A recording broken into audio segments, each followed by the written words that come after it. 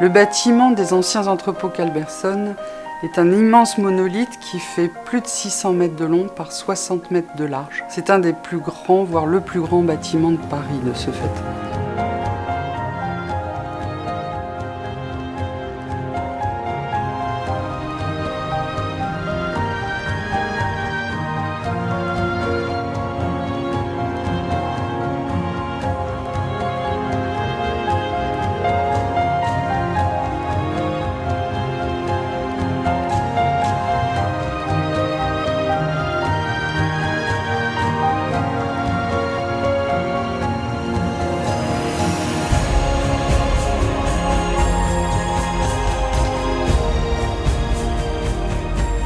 En venant de la porte de la Villette, le premier bâtiment de l'ensemble des entrepôts McDonald's, c'est l'ensemble de la ville de Paris qui regroupe le gymnase, le collège, une crèche, une école maternelle.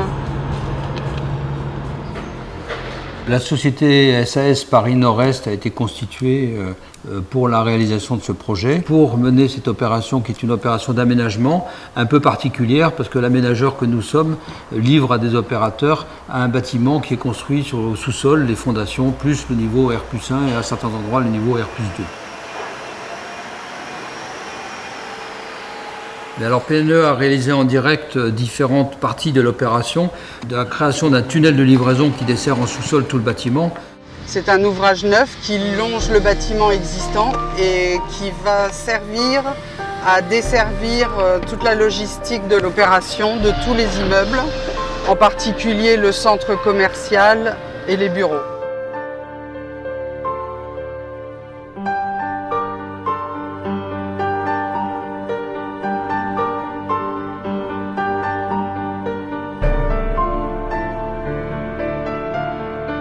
Il est très haut de plafond. En partie centrale, il descend pour pouvoir passer sous les voies du tramway et il remonte de l'autre côté. PNE a réalisé tous les travaux de reprise de l'infrastructure du bâtiment par rapport à l'entrepôt existant, avec tous les renforcements de fondations, les renforcements de structures, de poteaux, la reconstitution d'un certain nombre de planchers. Les éléments qui longent le tunnel ont été posés pendant le chantier pour permettre aux camions de rouler au-dessus et approvisionner le chantier sur ce qui sera plus tard un trottoir. PNE réalise aussi complètement des travaux spécifiques tels que celui de l'immeuble pont qui sera un ensemble de bureaux à l'intérieur de l'opération. On arrive au milieu du chantier sur ce qu'on appelle la faille, avec le tramway qui passe sous un immeuble appelé l'immeuble pont.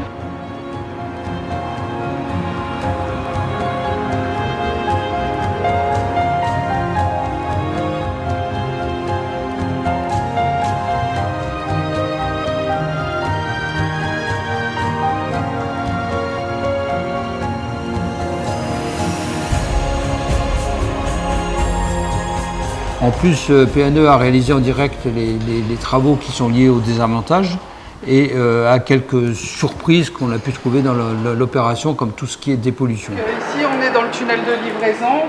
Le voile des anciens entrepôts est amianté.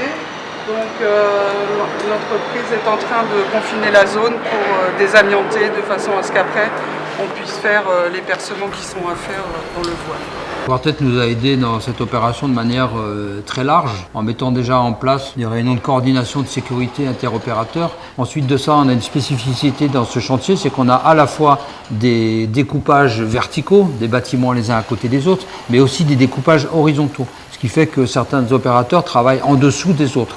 Donc on se retrouve confronté avec une mission de coactivité qui est très problématique pour le personnel qui travaille sur le chantier parce qu'il faut que la sécurité soit apportée pour tous et y compris par les gens qui travaillent dans la partie supérieure. À cette phase du chantier, il y a beaucoup de travaux en façade, beaucoup de nacelles qui travaillent en hauteur et la difficulté c'est qu'en contrebas on a commencé à faire les voiries pour desservir les différents immeubles.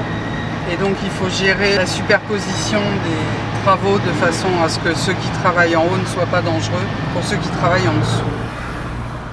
Quartet nous a beaucoup aidé sur la mise en place de tout le contrôle de ces opérations. Il y a eu des missions spécifiques pour les missions HSE, pour la mission de suivi des amiantages et pour différentes autres missions spécifiques.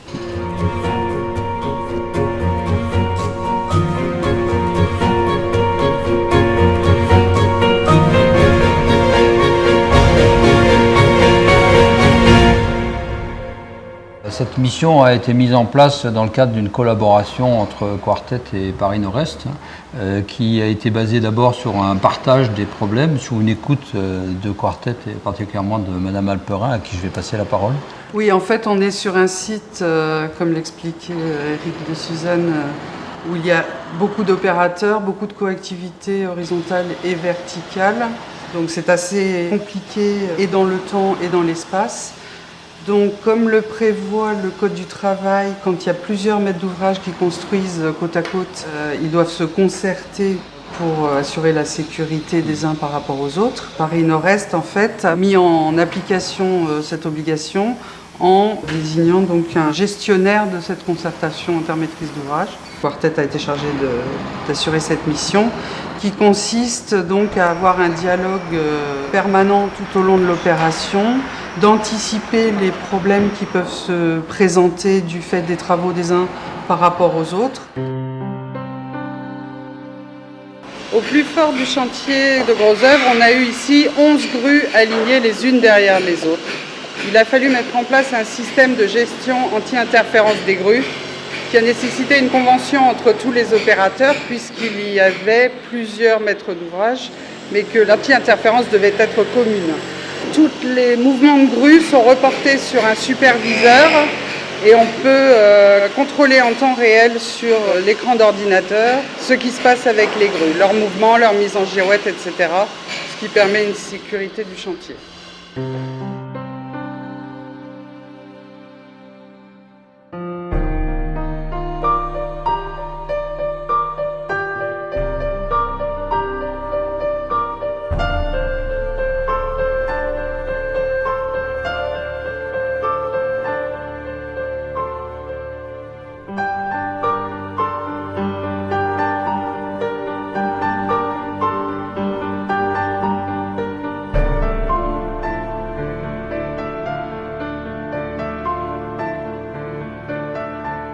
Vous avez dit effectivement la chose importante, c'est l'anticipation. La sécurité, ça s'anticipe. C'est-à-dire qu'il faut qu'on fasse un travail préalable. Il faut qu'il y ait effectivement une anticipation et qu'en plus, on arrive à trouver des solutions aux différentes questions et qu'on ne se contente pas de poser les problèmes. Oui, c'est ça. Le but, c'est vraiment de trouver des solutions et d'obtenir un consensus de l'ensemble des opérateurs qui doivent tous aller dans converger le même... dans la logique de la sécurité. Voilà, dans la logique de la sécurité.